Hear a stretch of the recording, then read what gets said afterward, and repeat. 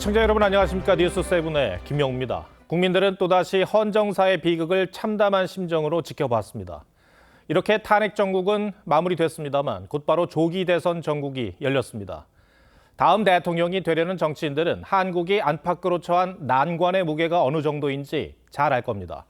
안으론 국민 통합이 절실하고 밖으로부터는 경제 안보 상황이 엄중합니다. 정치인들이 저급한 정쟁이나 벌일 만큼 현재 대한민국이 한가하지 않습니다. 당장 우리나라는 트럼프발 관세 전쟁의 소용돌이에 휘말려 있습니다. 오늘 미국이 전 세계 10% 보편 관세를 부과하는 정책을 정식 발효했고, 중국은 미국에 대해 같은 수준의 관세로 맞불을 놓으면서 히토류 수출도 통제하기로 했습니다.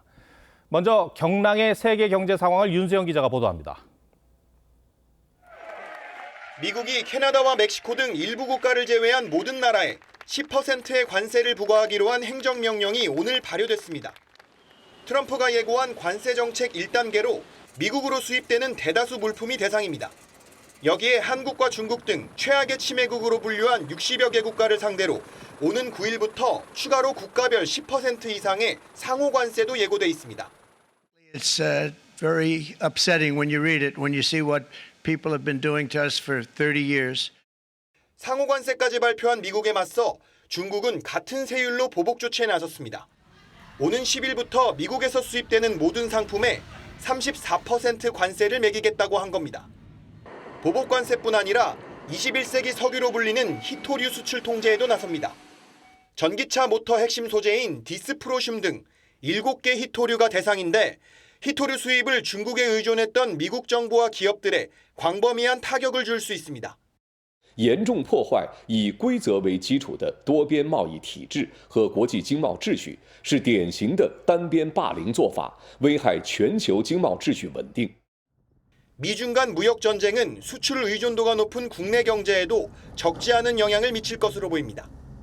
일기 정부에서도 미중 무역 분쟁이 계속 있었거든요. 우리 입장에서는 수입이나 수출을 다변화할 수밖에 없는 부분이고, 여기에 EU 등도 미국의 관세 조치에 강경 대응을 예고해 글로벌 관세 전쟁은 더 격화될 전망입니다. TV조선 윤수영입니다.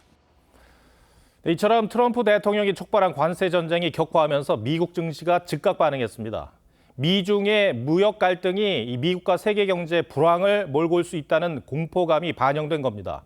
주요 지수들이 연일 폭락하면서 이틀 동안 시가총액만 무려 9천조 원 넘게 빠졌습니다. 미국 내에서도 트럼프의 관세 정책이 물가 상승과 경제 성장을 둔화시킬 것이란 경고가 나오고 있습니다. 계속해서 성무빈 기자입니다. 현지 시간 4일 미국 뉴욕 증권거래소. 시황판이 온통 붉게 물들었습니다. 트럼프가 포문을 연 관세 전쟁이 격화하면서 미국 증시가 또 주저앉았습니다. We have a market that is absolutely selling off on that due to uncertainty, due to distaste for, the proposed policy, and that happened yesterday. That carried over in today. 밤사이 3대 지수가 일제히 급락한 가운데 특히 S&P 500 지수는 어제에 이어 또다시 5년 만에 최대 낙폭을 기록했습니다. 기술주 중심의 나스닥 지수는 테슬라와 엔비디아, 애플 등 IT 공룡들이 최대 10% 폭락하며 하락세를 이끌었습니다. 이날 발표된 미국 내 고용 지표는 예상보다 개선됐지만 무역 전쟁에 대한 공포는 경기 침체 우려까지 키우고 있습니다. The White House states that this is a negotiation, a starting point, which means a lot more uncertainty and changes, new numbers coming out, and I think that's actually a concern. 상호 관세 발표 후 이틀간 뉴욕 주식 시장에서 증발한 시가총액만 6조 6천억 달러, 우리 돈으로 9,652조 원에 달한다고 월스트리트 저널은 전했습니다. 불확실성에 휩싸인 미국 기업들은 잇따라 기업 공개 계획을 취소하거나 미루고 있습니다. 상호 관세에 따른 충격을 채 흡수하기도 전에 중국 등 주요국이 보복 관세로 무역 전쟁에 맞불을 지피면서 국내외 증시를 둘러싼 안개는 더 짙어지고 길어질 걸로 보입니다. TV조선 송무빈입니다. 다시 국내 정치 상황 들여다보겠습니다. 윤석열 전 대통령 파면 뒤 중앙선관위의 예비 후보자 등록 절차가 시작되면서 본격적인 조기 대선 국면이 됐습니다.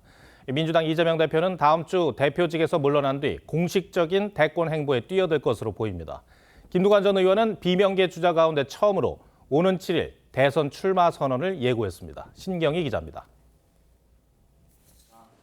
민주당 이재명 대표는 나흘 만에 공식 일정을 잡지 않았습니다. 오는 8일쯤 대표직에서 물러난 뒤 대권 행보에 나설 걸로 알려진 이 대표가 본격적인 경선 레이스를 앞두고 전열 가다듬기에 나선 걸로 보입니다. 함께 살아가는 그런 세상을 향해 성장과 발전의 길을 확실하게 열어가겠습니다. 친명색채가 옅은 인사들을 포함해 통합형 경선 캠프도 일찌감치 꾸린 걸로 알려졌습니다. 비명계에선 김두관 전 의원이 오는 7일 민주당 당사에서 조기 대선 출마 기자회견을 열 계획입니다. 민주당의 첫 번째 출마 선언이 될 가능성이 높습니다.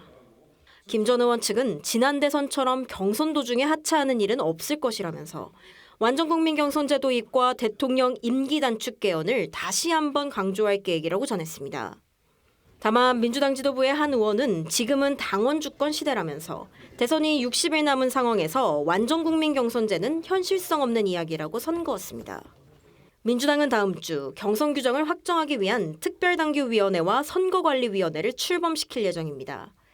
이에 따라 4월 넷째 주쯤엔 민주당 대선 후보가 최종 결정될 것으로 보입니다. TV조선 신경입니다. 지금 정치 상황이 불리하지 않지만 민주당은 여전히 강공 모드입니다. 윤 전 대통령을 다시 구속해야 한다는 목소리가 나왔고 국민의힘을 향해선 대선 후보를 낼 자격이 없다고 공격했습니다. 여기에 더해 이 대통령 권한대행이 조기 선거일을 늦추지 못하도록 하는 이른바 대선일 강제 공고법도 추진한다고 합니다. 장윤정 기자입니다. 민주당은 국민의힘 지도부가 관저를 찾아 파면된 윤석열 전 대통령을 만난 걸 강하게 비판했습니다. 파면된 내란 수계와 만나 대선 승리를 다짐한 국민의힘은 아직도 국민이 우습게 보이냐며 뻔뻔함이 놀랍다고 했습니다. 국회 법사위원장인 정청래 의원도 내란당이 대선에 참여할 자격이 있냐며 해산시켜야 한다고 주장했습니다. 조기 대선 레이스에 앞서 국민의힘을 대통령 탄핵 프레임에 묶어두려는 의도로 보입니다. 1호당은 윤석열을 즉시 제명하고 내란 동조 행위에 동참했던 소속 의원들도 모두 징계해야 합니다. 당장 영장을 발부해 윤 전 대통령을 다시 구속해야 한다는 주장도 나왔습니다. 한덕수 대행을 향해선 대통령 참모진 사표를 즉각 수리하고 조속히 대선 일자를 발표하라고 압박했습니다. 민주당은 대통령 거리 시 권한대행이 4일 내로 대선일을 공고하도록 하고 이를 지키지 않으면 중앙선관위원장이 3일 이내 공고하도록 하는 내용의 선거법 개정도 추진할 방침입니다. 한 대행이 의도적으로 대선일을 늦추지 못하도록 하겠다는 겁니다. 다만 당 일각에선 입법 폭주로 보이지 않도록 신중해야 한다는 목소리도 나옵니다. 민주당 한 의원은 하나하나 다 법으로 제재하는 게 무슨 의미가 있냐고 지적했습니다. 헌재는 어제 탄핵심판 결정문에서 야당의 법안 일방 처리 문제를 지적한 바 있습니다. TV조선 장윤정입니다. 국민의힘 대권주자들은 예상보다 빨리 움직이고 있습니다. 윤 전 대통령 파면 하루 만에 목소리를 내기 시작했는데 특히 현재 무소속인 김문수 고용노동부 장관은 다음 주 국무회의 이후 국민의힘의 복당을 신청하는 방안을 검토하고 있습니다. 이태희 기자가 취재했습니다. 조기 대선 출마를 촉구하기 위해 김문수 고용노동부 장관을 찾아온 종교계 관계자들이 출마 선언을 앞당겨줄 것을 당부합니다. 60일까지 서두르셔야 합니다. 대선 출마하십시오. 김 장관은 욕심을 내지 않겠다면서도 대통령이 탄핵되는 일이 반복돼선 안 된다고 답했습니다. 저는 아무런 욕심 없습니다. 다만 이 나라가 이렇게 가서는 안 되잖아요. 김 장관 측은 오는 8일 국무회의를 마지막으로 국민의힘에 복당 신청을 하고 대선 출마 선언을 할 가능성이 있다고 전했습니다. 홍준표 대구시장도 사실상 조기 대선 출마를 확정지었습니다. 홍 시장은 더 이상 탄핵 논란에 휩쓸릴 시간이 없다며 다음 주부터 절차를 차례로 밟아가겠다고 했습니다. 윤 전 대통령 파면 선고 하루 만에 잠룡들이 대선 출마 의지를 드러낸 겁니다. 다만 오세훈 서울시장과 한동훈 전 대표는 아직 본격적인 행보에 나서진 않고 있습니다. 또 원희룡 전 장관과 안철수 의원, 유승민 전 의원 등 잠룡들도 본격 행보 시점을 내부 검토 중인 걸로 전해졌습니다. 이철우 경북지사와 유정복 인천시장, 김태흠 충남지사도 조기 대선 출마를 고민 중입니다. 후보군이 10명을 넘을 것으로 예상되면서 컷오프 방식을 둘러싼 신경전도 불가피할 전망입니다. 국민의힘 지도부 관계자는 선관위 구성 일정은 정해진 게 없다면서도 많은 후보가 예상되는 만큼 단 한 번의 경선으론 어려울 것이라고 했습니다. TV조선 이태희입니다. 경선도 경선이지만 국민의힘으로선 또 하나의 고민이 있습니다. 이 파면된 윤석열 전 대통령과의 관계 설정을 어떻게 가져갈 것이냐 하는 겁니다.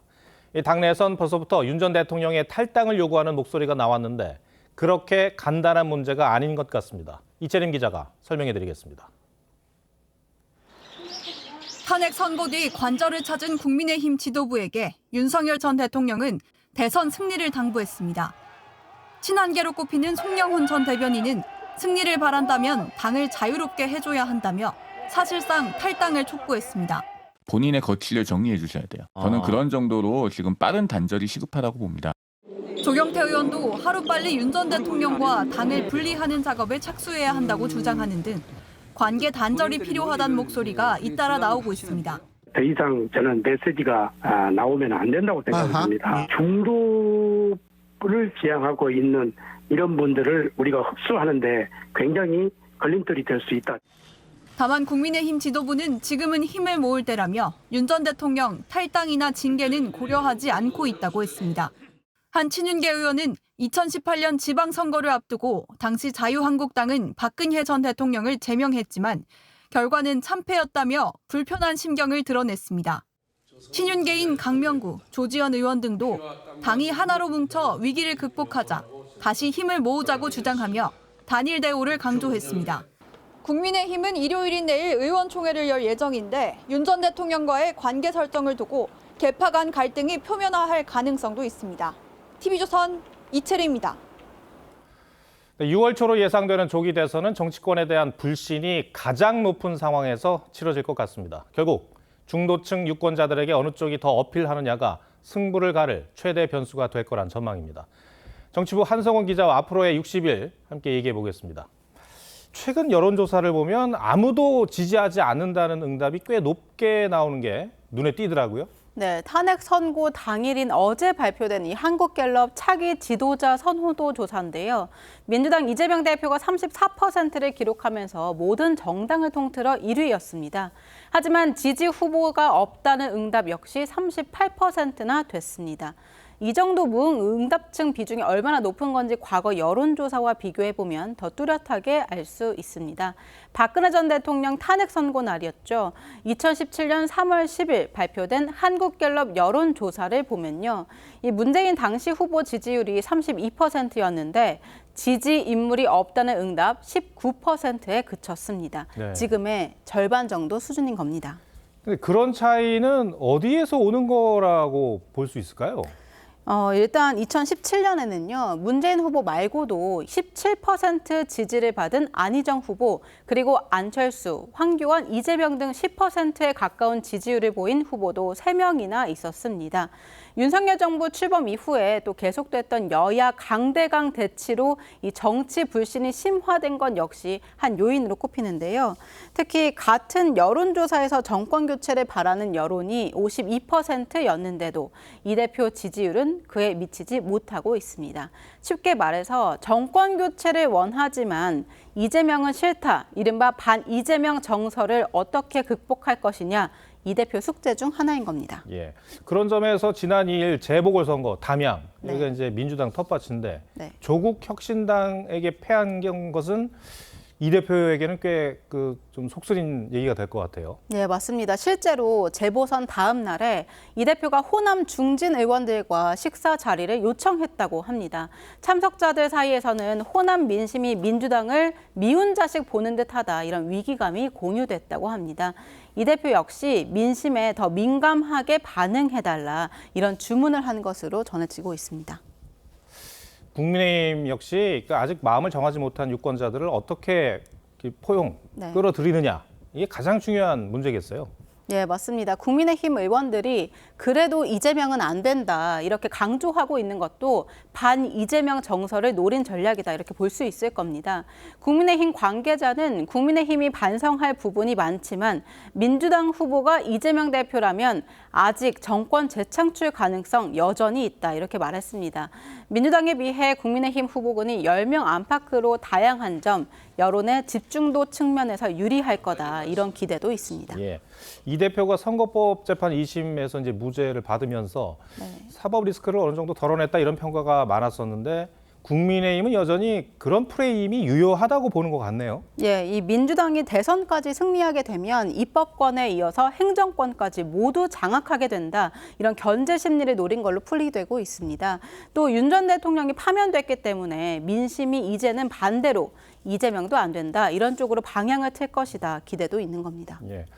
저희가 이제 조금 전에 리포트에서도 전해드렸는데 그러니까 국민의힘의 대선 주자들 그 파면 윤 대통령 파면 뒤에는 조금 자중할 그러니까 좀 시간을 가질 것 같다라는 생각도 있었는데 움직임이 생각보다는 좀 빠른 것 같습니다. 예, 특히 탄핵에 반대했던 김문수 장관, 또 홍준표 시장이 오히려 일찌감치 사실상의 이 출사표를 던졌습니다.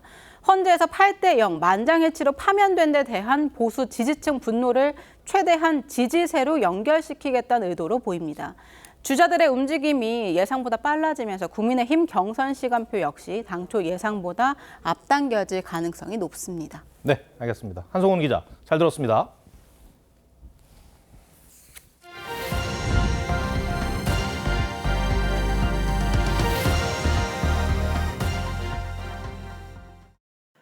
윤석열 전 대통령은 어제 탄핵이 결정된 뒤 변호인들과 만찬을 함께했습니다. 새로운 인생을 시작하게 됐다는 짤막한 소회도 밝힌 걸로 파악됐는데요. 언제쯤 대통령 관저에서 나와 또 어디로 향할지는 아직 확정하지 못했는데 현 시점에서는 서초동 사저에 복귀하는 방안을 가장 유력하게 검토 중인 걸로 전해졌습니다. 정민진 기자가 단독 취재했습니다. 윤석열 전 대통령 변호인단은 어제 저녁 서울 한남동 관저에 모였습니다. 파면이 결정된 윤 전 대통령이 그동안의 감사를 전하기 위해 격려 만찬 자리를 마련한 겁니다. 이 자리에선 앞으로 있을 형사재판 대응 방안 등도 논의된 것으로 전해졌습니다. 한 참석자는 윤 전 대통령이 낙담하거나 망연자실한 모습은 전혀 아니었다며 새로운 인생을 또 시작하게 됐다는 소회도 밝혔다고 전했습니다. 오늘은 국민의힘 나경원 의원이 한남동 관저를 찾아 윤 전 대통령과 차담을 했습니다. 나 의원은 TV조선과의 통화에서 오전에 윤 전 대통령으로부터 전화를 받고 방문했다며 어려운 시기에 역할을 많이 해줘서 고맙다는 인사를 받았다고 전했습니다. 이르면 다음 주쯤 관저를 떠나게 될 윤 전 대통령은 아직 정확한 거처를 확정하지 못한 것으로 전해졌습니다. 일각에선 제3의 장소로 옮기는 방안도 검토됐는데 경호 등의 현실적 문제를 감안해 서초동 사저 복귀가 가장 유력한 걸로 알려졌습니다. 대통령실은 오늘 인터넷 홈페이지를 일시 폐쇄했고 기록물 이관 작업 등에 착수한 걸로 알려졌습니다. TV조선 정민진입니다.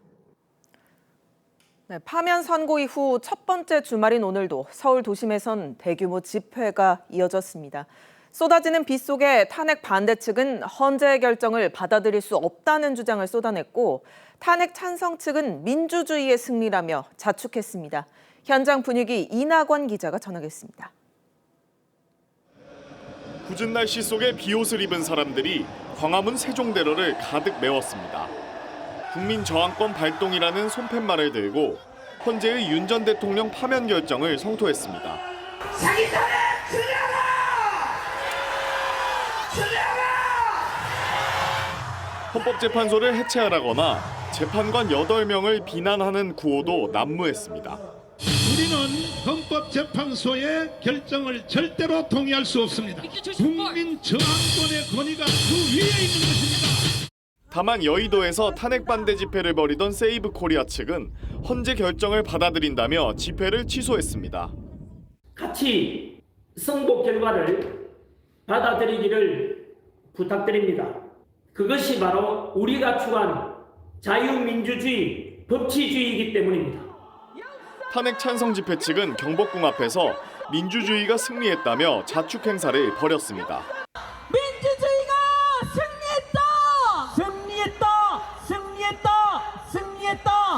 이들은 밴드 공연을 벌이고 응원봉을 흔들며 내란 세력 완전 척결을 주장했습니다. 윤석열 파면은 끝이 아니라 새로운 시작이라고 생각하는데 동의하십니까? 경찰은 경찰력 절반을 동원하는 의료 비상을 유지하고 만일의 상황에 대비했습니다. TV조선 이낙원입니다. 국제사회는 한국의 민주적 절차가 제대로 작동한 점에 주목하고 긍정적인 반응입니다. 미국은 앞으로 한국과 긴밀한 협력을 기대한다는 입장을 냈고 유엔도 한국의 민주적 국가제도를 전적으로 신뢰한다고 강조했습니다. 변재영 기자입니다. 미 국무부가 한국의 민주적 제도와 윤석열 전 대통령의 탄핵을 인용한 헌법재판소 결정을 존중한다는 입장을 밝혔습니다. 그러면서 새 대통령이 선출될 때까지 한덕수 권한 대행과 협력하겠다며 두 나라의 번영을 가져올 미래의 협력을 기대한다고 강조했습니다. 앞서 주한미국 대사관도 한국의 민주주의를 존중한다며 한미 동맹을 재확인했습니다. The most important thing here in terms of reaction is that we've had minimal violence, and that is so important because 유엔도 한국 상황을 잘 알고 있다며 민주적 국가제도를 신뢰하고 있다고 했습니다. The Secretary General has full confidence in the Republic of Korea's commitment to democratic principles and a peaceful and stable path forward and the institutions. 유럽연합은 한국의 헌법 절차를 존중하며 민주주의와 인권, 법치주의는 공통의 이익이라고 밝혔고 프랑스 외무부는 헌법을 존중하며 대통령 선거를 준비할 수 있는 한국의 능력을 신뢰한다고 덧붙였습니다. TV조선 변재영입니다. 북한은 윤석열 전 대통령 파면 하루 만에 관련 소식을 전했습니다. 특히 김정은은 어제 러시아로 파병된 폭풍군단으로 추정되는 부대를 찾아 싸움 준비가 최고의 애국이라고 강조했는데 어떤 의도가 담겨 있는지 이채현 기자가 전하겠습니다. 북한은 주민들이 보는 노동신문 오늘자 6면에 윤석열 전 대통령 파면 소식을 4줄 기사로 전했습니다. 윤 전 대통령 탄핵이 혼란의 종말은 아닐 것이라는 외신 보도를 인용해 대한민국 상황이 비관적이란 느낌도 담았습니다. 지난 2017년 박근혜 전 대통령 파면 당시 2시간여 지나 신속 보도하고 담화와 논평으로 조롱했던 것과는 차이가 있습니다. 남조선에서는 제18대 대통령이었던 박근혜 역도에 대한 최후의 심판이 내려졌다. 2023년 12월 김정은이 남북관계를 적대적 두 국가 관계로 선언한 데 따른 의도적 거리두기의 일환으로 분석됩니다. 탄핵 선고가 있던 시각, 김정은은 특수전부대를 찾아 싸움 준비를 강조했습니다. 전쟁 마당에서 승리를 담보하는 실전 능력은 강도 높은 훈련 속에서 다져진다고. 김정은과 동행한 군 간부 명찰은 11군단 표식으로 김정은이 방문한 부대가 러시아로 파병된 폭풍군단이었다는 관측도 제기됩니다. 치하하러 갔을 가능성이 있습니다. 상대적으로 혼란스러운 대한민국의 상황과 비교를 하면서 북한 매체들은 김정은이 숲을 더미로 위장한 장병들을 격려하는 모습을 전했는데 앞서 속수무책으로 당한 드론 공격 대비책 마련에 매진 중이란 점을 강조하려는 의도로 보입니다. TV조선 이채연입니다. 탄핵 심판은 마무리됐지만 윤석열 전 대통령은 이제 내란 우두머리 혐의 형사재판을 앞두고 있습니다. 파면 열흘 만인 오는 14일 서울중앙지법에서 첫 번째 정식 재판이 열리는데 피고인 신분인 윤 전 대통령은 반드시 출석해야 합니다. 김도형 기자입니다. 서울중앙지법 형사합의 25부는 앞서 두 차례 준비기일에서 윤석열 전 대통령 재판을 최소 2주에 3번 열기로 방침을 밝혔습니다. 첫 정식 공판은 오는 14일입니다. 파면 열흘 만에 윤 전 대통령이 자연인 신분으로 형사법정에 서게 되는 겁니다. 첫 공판엔 최상목 부총리와 조태열 외교부 장관이 증인으로 출석할 예정입니다. 검찰은 이들이 만류했음에도 윤 전 대통령이 계엄 선포를 한 배경을 따지면서 계엄 선포 과정의 불법성을 주장할 것으로 보입니다. 반면 윤 전 대통령 측은 헌법재판에 이어 형사재판에서도 비상계엄 선포는 정당한 국가 긴급권 행사라는 주장을 이어갈 전망입니다. 1차 때 공소사실 인정 여부 안 밝히셨는데 이번에 어떤 입장이세요? 공소사실은 당연히 부인할 겁니다. 재판부는 올해 9월까지 공판을 진행할 것이라고 밝혔습니다. 다만 수사 기록만 4만여 쪽으로 방대하고 검찰이 신청한 증인만 520명에 이르기 때문에 1심 선고까지 상당한 시간이 걸릴 수 있습니다.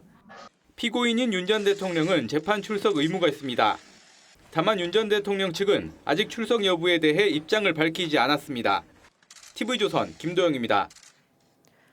헌법재판소의 시간도 계속해서 흐르고 있습니다. 역대 최장 기록을 남긴 대통령 탄핵 사건을 마치고 이번 주말 짧은 휴식에 들어갔지만 오는 18일로 예정된 문영배 이미선 재판관의 퇴임 전 마무리할 사건들이 빽빽하게 남아있어 다음 주도 분주하게 돌아갈 걸로 보입니다. 한지은 기자입니다. 100일 넘게 소란스러웠던 헌재 주변에 적막감이 돕니다. 아직 남아있는 경찰 차벽과 철제 통제선이 어제의 긴장감을 말해줍니다. 문영배 헌재소장 권한대행은 언론 공지를 통해 헌재의 안전을 보장해준 경찰 기동대원에게 감사를 표했습니다. 또 탄핵 심판이 무리 없이 끝난 데는 헌신적인 헌법연구관들과 사무처 직원들의 헌신이 있었다고 소회를 밝혔습니다. 헌법재판관들은 주말 동안 짧은 휴식을 마친 뒤 남은 사건 선고 준비에 들어갑니다. 2019년 취임한 문영배 헌법재판소장 권한대행과 이미선 재판관이 오는 18일 퇴임할 예정이라 그 전인 10일에 헌법소원 등 일반 사건 선고를 마칠 예정입니다. 부단한 성찰과 소통의 과정을 통하여 제 견해 어디에도 편견과 독선이 자리 잡을 수 없도록 늘 경계하고 정진하겠습니다. 후임 재판관 인선이 늦어질 경우 6인 체제에서 선고가 어려워지는 만큼 그 전에 가능한 사건들을 마무리해두려는 겁니다. 지난달 단 한 차례로 2시간 만에 변론 절차가 끝난 박성재 법무부 장관 탄핵 사건도 이르면 오는 10일 함께 선고가 날 가능성이 있습니다. 다만 비상계엄과 관련해 탄핵 소추된 조지호 경찰청장은 아직 변론 준비 기일도 열리지 않아 선고가 상당 기간 미뤄질 것으로 보입니다. TV조선 한지은입니다. 식목일인 오늘 전국적으로 반가운 봄비가 내리면서 모처럼 산불 발생 걱정을 덜었습니다. 시민들은 비가 내리는 궂은 날씨 속에도 꽃 구경을 즐기며 평온한 하루를 보냈습니다. 김다로 기자입니다. 노랗고 빨간 튤립들의 향연이 제주 들판에서 펼쳐졌습니다. 연인들은 꽃밭을 걸으며 사랑의 고백이란 꽃말처럼 애정을 속삭이고 아름다운 봄날의 추억을 사진으로 남깁니다. 네, 주말을 맞아서 이런 알록달록한 튤립들을 보니까 기분이 좋습니다. 우산을 쓴 사람들이 벚꽃 터널 아래를 걷습니다. 빗방울을 머금은 분홍빛 꽃잎은 봄의 운치를 더합니다. 비가 와가지고 그래도 꽃이 만발해 있긴 한데 또 운치는 좀 있네요. 빗속에 꽃들도 이쁘긴 하네요. 시민들은 대통령 탄핵과 최악의 산불 등으로 어수선했던 분위기를 봄비가 깨끗이 씻어주길 바랍니다. 어려운 시국이었는데 다시금 확신을 가지고 희망과 소망을 주는 이 비가 됐으면 좋겠습니다.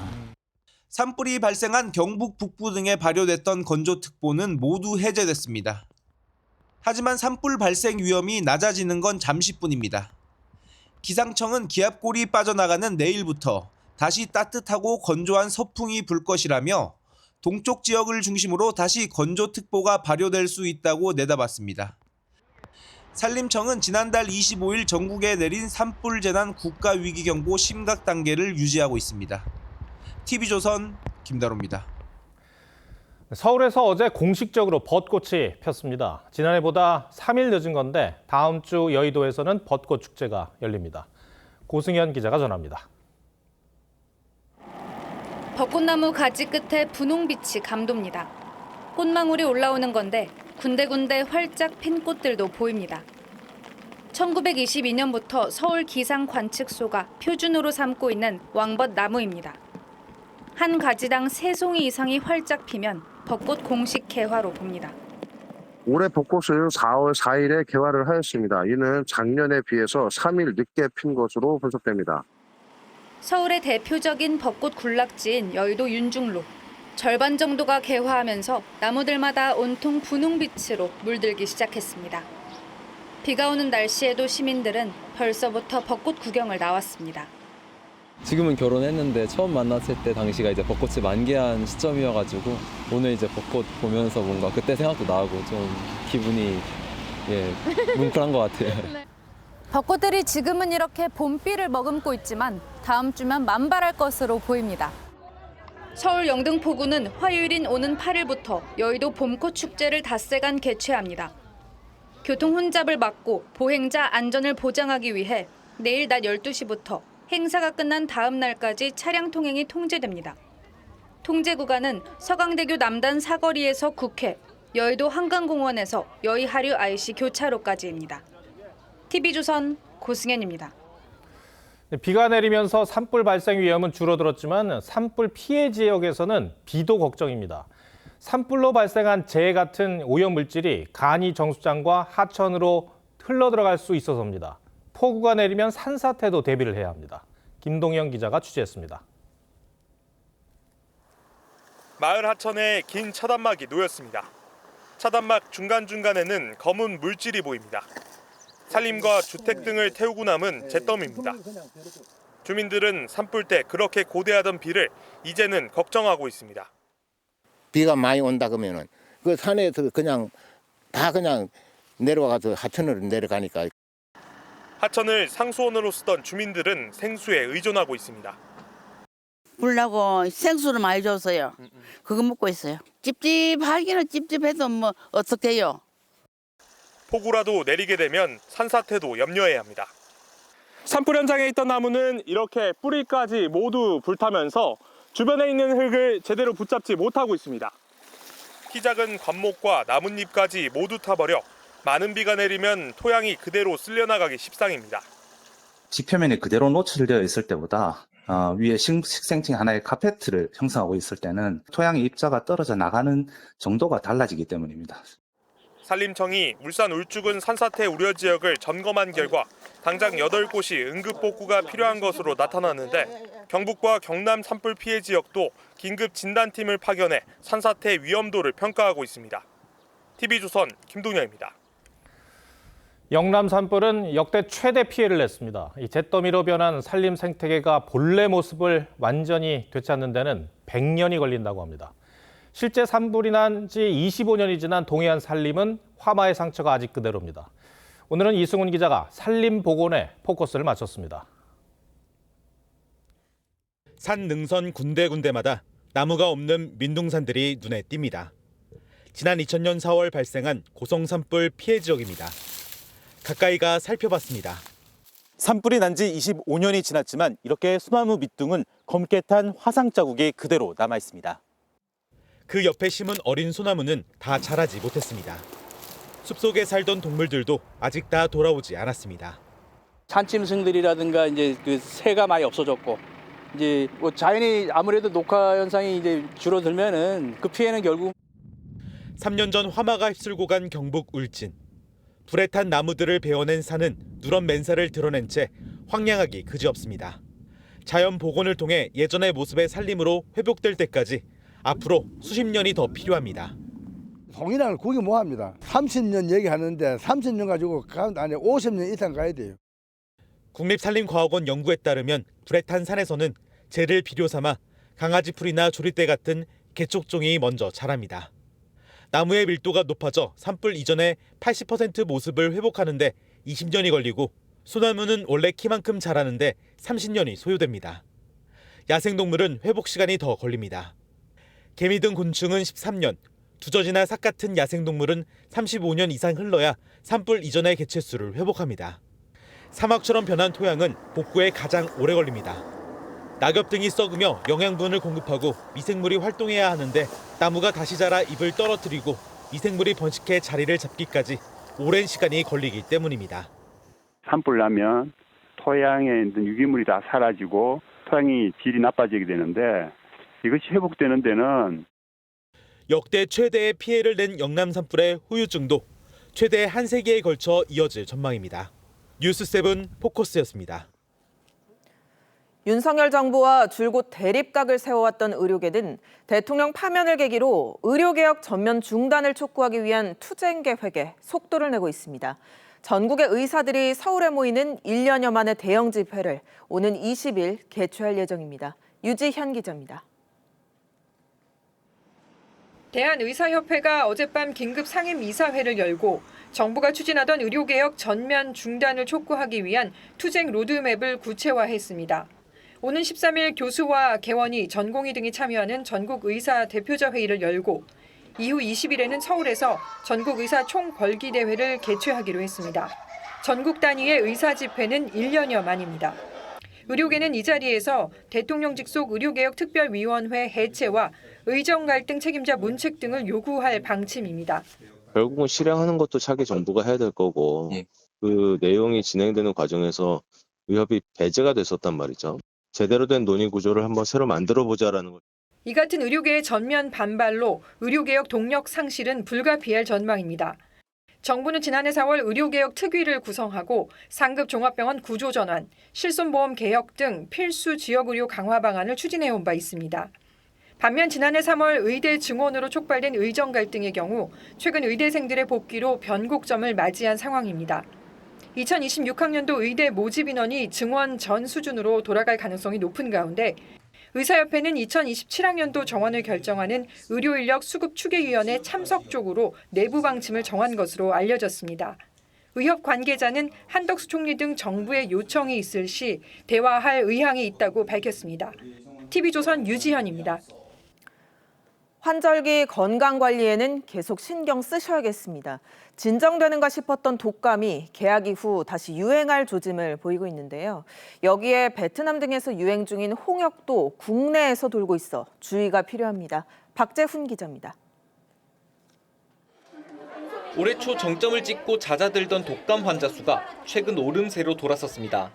3월 개학과 함께 학교를 중심으로 다시 유행하고 있는 겁니다. 3월 셋째 주 독감 의심 환자는 외래 환자 1000명당 13명이 조금 넘는 수준으로 개학 이후 2주째 반등하고 있습니다. 특히 13에서 18세는 39명, 7에서 12세는 34명으로 유행 기준의 4배에 달합니다. 특히나 이제 알레르기 비염이나 천식과 같은 이제 기저질환을 가지고 있는 환자들 같은 경우에는 이제 더욱더 그런 증상들이 심해질 수가 있습니다. 역시 기침이나 재채기를 통해 감염되는 홍역도 경계해야 합니다. 베트남을 다녀온 뒤 홍역에 걸린 환자가 지난해 말부터 늘어나면서 올해는 25명이 확진됐습니다. 지난해 전체 환자의 절반이 넘는 숫자입니다. 미국 등 4개 나라에서도 홍역 환자가 지난해보다 5배 이상 늘었습니다.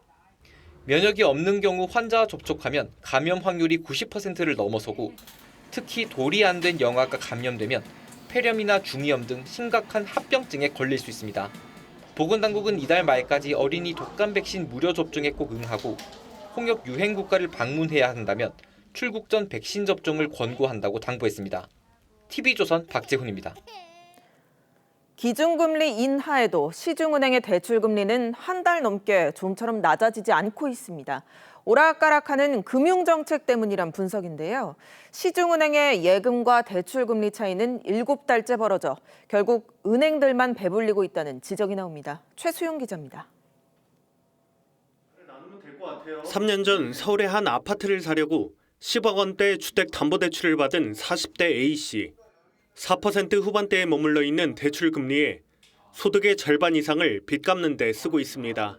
은행에서 매달 대출 원리금 고지할 때마다 가슴이 철렁해요. 대출 이자가 왜 이리 안 떨어지는지.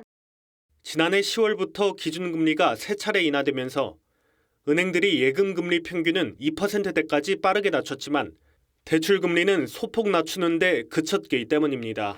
이 영향으로 시중은행들의 주수입원인 예금과 대출금리 차이는 1.49%포인트로 6개월 연속 벌어졌습니다. 지난달 중순까지만 해도 금융당국의 압박에 일부 시중은행은 대출금리 인하에 나섰지만 대출금리도 가격이기 때문에 시장 원리는 작동을 해야 된다. 그런 측면에서 이제는 반영할 때가 된 것 같다. 토지거래 허가제 해제와 재지정으로 집값이 들썩이면서 당국이 대출 관리를 강화하자 다시 대출 문턱을 높이고 있기 때문입니다. 가계부채는 이제 우리 경제의 최대 리스크이기 때문에 그 성장률 이내로, 그러니까 3.8% 이내로 이렇게 관리해서. 금융당국이 토지거래허가제 해제의 영향이 본격적으로 나타나는 이달 가계부채 상황도 예의주시하고 있는 만큼 실수요자들이 금리 인하를 체감하는 데는 시간이 더 걸릴 전망. 당국의 오락가락 정책이 은행만 배불린다는 지적이 나옵니다. TV조선 최수영입니다. 남자 프로배구 현대캐피탈이 대한항공을 꺾고 19년 만에 통합 우승을 차지했습니다. 시즌 전 컵대회 우승까지 더해 구단 창단 이후 첫 3관왕 트래블을 달성했습니다. 구민성 기자입니다. 1, 2차전을 이기고 한결 가벼운 마음으로 3차전을 시작한 현대캐피탈. 대한항공이 1세트 초반 3대6까지 앞서며 주도권을 잡는가 싶었지만 현대캐피탈에는 허수봉과 레오가 있었습니다. 강력한 스파이크와 뚫리지 않는 블로킹. 최강 듀오는 41득점을 합작했습니다. 놀라운 6연속 득점을 선보이며 1세트를 가져온 뒤 3, 4세트에서 기세를 이어가 세트 스코어 3대1로 3차전까지 잡았습니다. 챔피언 결정전 전적 3대0. 완벽한 정상 정복입니다. 정규 시즌 우승에 이어 챔프전까지 19년 만에 통합 우승입니다. 레오는 챔피언 결정전 MVP를 차지했습니다. Desde el comienzo de la temporada nos lo propusimos y ya puedo decir y sentirme satisfecho de que 이번 시즌 남자 배구는 현대캐피탈로 시작해 현대캐피탈로 끝났습니다.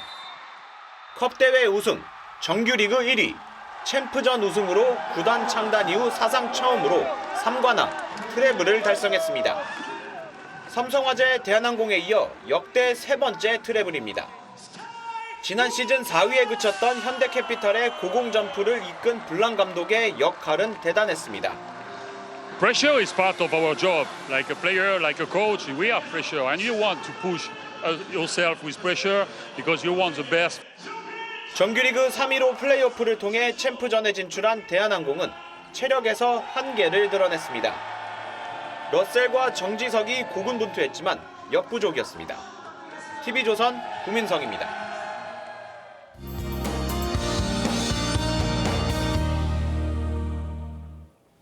식목일이자 절기상 한식인 오늘 서울에는 매화가 활짝 핀 가운데 봄비가 내렸습니다. 현재 비구름은 동쪽으로 이동해 주로 강원과 충북, 영남 지방에 영향을 주고 있는데요. 곳에 따라 돌풍과 함께 천둥과 번개가 치는 곳이 있겠습니다. 비는 오늘 밤사이면 대부분 잦아들겠습니다. 앞으로 5에서 10mm의 비가 더 내리겠고요.